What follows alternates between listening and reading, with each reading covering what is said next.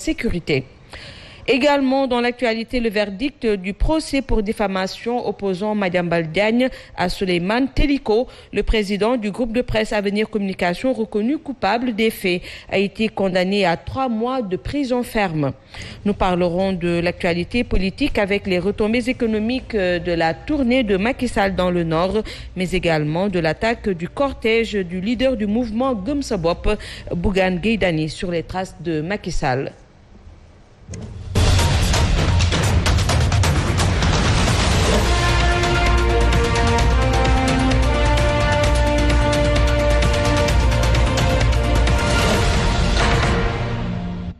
Bonsoir à tous. Parlons tout d'abord de ce phénomène qui commence à prendre de l'ampleur, des élèves qui violentent leurs enseignants, ce qui révulse le collectif des professeurs de philosophie qui annonce le boycott des classes la semaine prochaine pour 72 heures.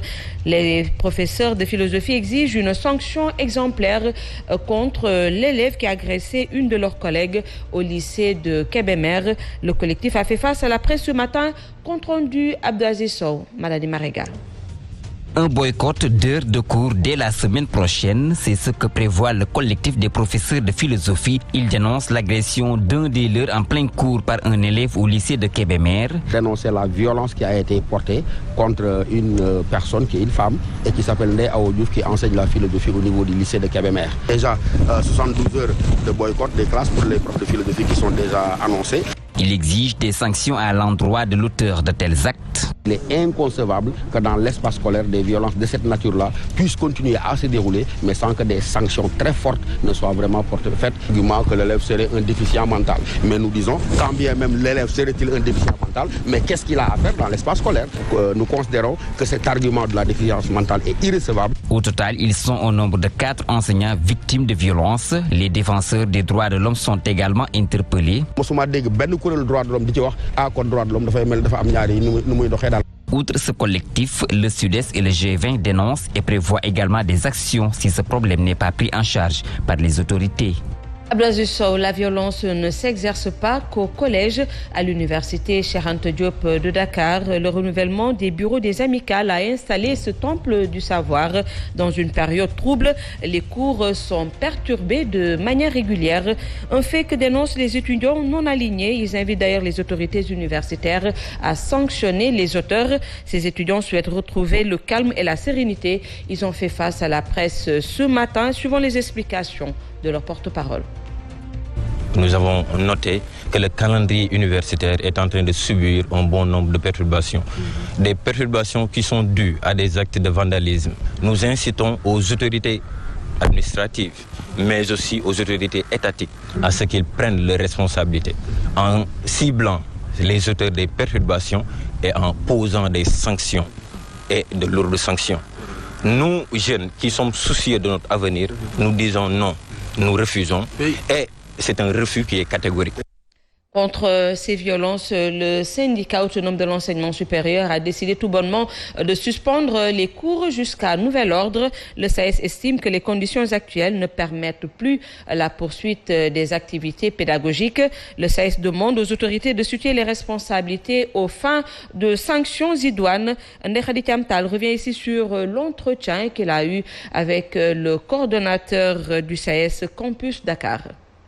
Depuis quelques jours, une forte violence est notée au niveau du campus de l'université Cheikh Anta Diop de Dakar. Des actes qui ont poussé le bureau de la coordination SAES de Dakar à suspendre les cours à l'UCAD, vu la situation d'insécurité qui y règne. Une situation liée aux élections des amicales dans les différentes facultés, notamment à la faculté de droit où les résultats ont été annulés. Des violences qui ont pour nom menaces de mort, agressions physiques, manque de respect, destruction de biens d'autrui, surtout à l'égard des enseignants entre autres, selon Abdoulaye Dieng, le coordonnateur du SAES Campus Dakar, qui d'ailleurs a été victime ce mercredi d'actes de vandalisme de la part de certains étudiants, tout comme ses camarades qui se sont vus l'accès du campus interdit par des étudiants manifestants. Le SAES condamne tout en demandant aux autorités de situer les responsabilités, d'identifier et de sanctionner les fautifs à la hauteur des actes perpétrés. Une décision prise suite à une réunion d'urgence sur la question.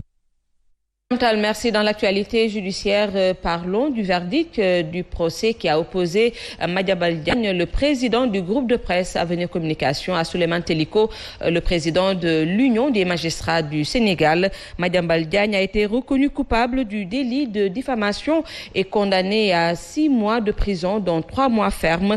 Il doit également payer une amende à Souleymane Teliko, un verdict diversement apprécié par les avocats de la partie civile et de la défense. Plus de détails avec Fatoumata Diop.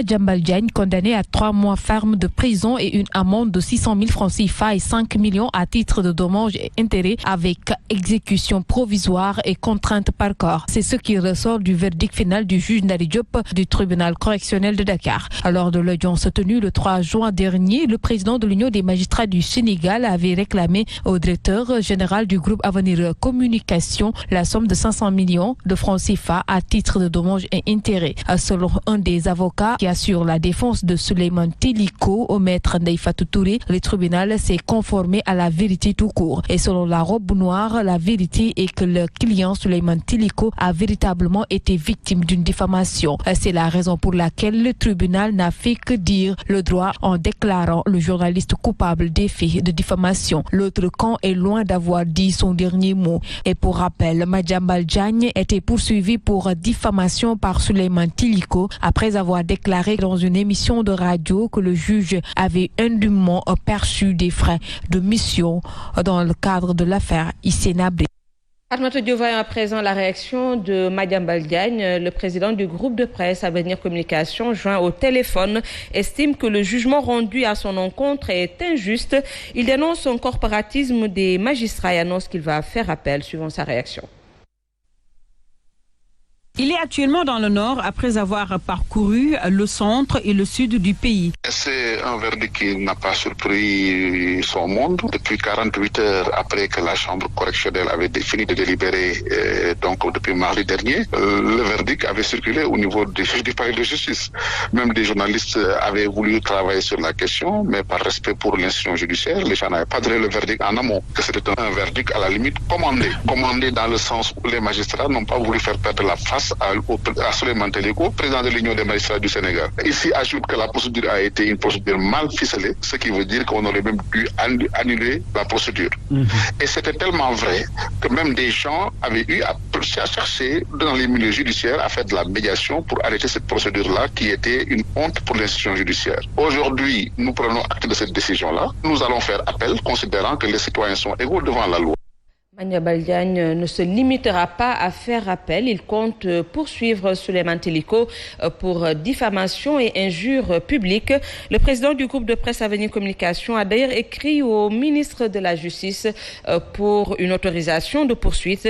Il dit donc attendre la réponse du garde des Sceaux pour passer à l'acte. Par ailleurs, nous avons introduit au niveau du ministre de la Justice une demande d'autorisation de poursuivre Souleymane Teliko qui m'a attaqué publiquement avec des injures et une diffamation sur des considérations fallacieuses. J'ai demandé au ministre de la Justice de m'autoriser conformément à la loi, puisque le statut des magistrats demande une autorisation préalable du ministre de la Justice pour que je puisse le poursuivre. La demande est introduite sur la table du ministre de la Justice. J'attends son retour et une fois que cette autorisation est obtenue, nous saisirons la Chambre criminelle de la Cour suprême pour la suite à donner à cette affaire-là. Donc je reste serein. Dans mes bottes, nous avons interpellé appel et nous ferons face, quoi qu'il advienne. Nous devons espérer que les citoyens sénégalais sont égaux devant la loi et que la justice est là pour tout le monde. Nous en venons à présent à l'actualité politique. Le chef de l'État poursuit sa tournée économique dans le nord du pays. Saint-Louis, Matam ont bénéficié d'infrastructures inaugurées par Macky Sall. En plus des chantiers dont il a lancé les travaux, le nord va également bénéficier d'une attention particulière avec le programme de développement de la région de Matam d'un coût global de 450 milliards de francs CFA. Tournée économique, mais également mobilisation politique. Une partie du pays qui lui est très favorable. Mais malgré cette suprématie, Macky Sall a vu rouge dans bien des localités. Revenons sur cette tournée à mi-parcours avec Fatoula Mbaye Diop. Il est actuellement dans le nord après avoir parcouru le centre et le sud du pays. Le chef de l'État a certes drainé du monde dans certaines localités, mais il a dû être surpris de l'accueil qu'on lui a réservé dans des localités où son cortège a essuyé des jets de pierre. où des populations l'ont accueilli avec des brassards rouges et pourtant des fiefs qu'il considérait comme son titre foncier. Mais déception. Toutefois, si la tournée a eu l'allure d'une campagne électorale, des réalisations ont été faites. Des débuts de projets entamés, des infrastructures construites, à l'image du centre hospitalier régional Thierno Birahim Ndao de Kaffrine inauguré. Dans le nord également, à Matam, Macky annonce un programme d'un coût global de 450 milliards de francs CFA, sans compter les infrastructures qui ont été inaugurées et les chantiers qui sont déjà lancés. Alors, s'il y a quelque chose de bénéfique dans cette tournée, c'est bien la concrétisation des projets tant attendus par les populations des différentes localités. Abdoulaye Diop, sur les pas de Macky Sall, le leader du mouvement Gëm Sa Bopp est également dans le nord. Le cortège de Bougane Gueye Dany a été attaqué cet après-midi à hauteur de Orofondé par des jeunes plutôt de l'APR, ce qui ne l'a pas empêché de poursuivre son itinéraire. Nous y revenons plutôt largement avec le reportage d'Alassane Baldé. Le président du mouvement Gëm Sa Bopp était en parfaite communion avec les populations de Orofondé et sorti massivement pour l'accueillir à l'entrée du village.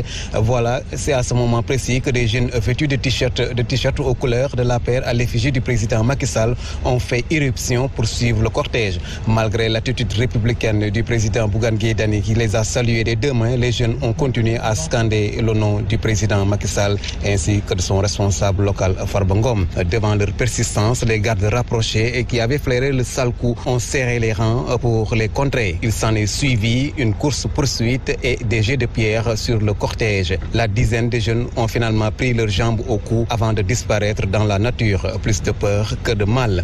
Le cortège, sans embâche, a pu continuer sa route et son périple dans le Fouta des Tampis. Un incident qui vient ainsi émailler la bonne tournée entamée depuis 4 jours avec plus d'une quarantaine de localités visitées par le président Bougane Gueye Dany du mouvement Gëm Sa Bopp entre Saint-Louis et Matam et qui partagent d'ailleurs les mêmes difficultés. Cette édition, parlons de l'hommage qui sera rendu à Abdoulaye Diaw, journaliste sportif à RFM et à la TFM.